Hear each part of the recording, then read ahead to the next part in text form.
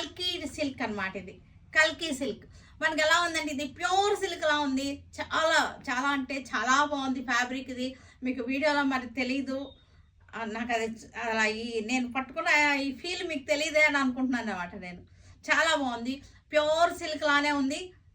కల్కి pure silk ఇది చాలా కొత్త వెరైటీ అనమాట మనకి.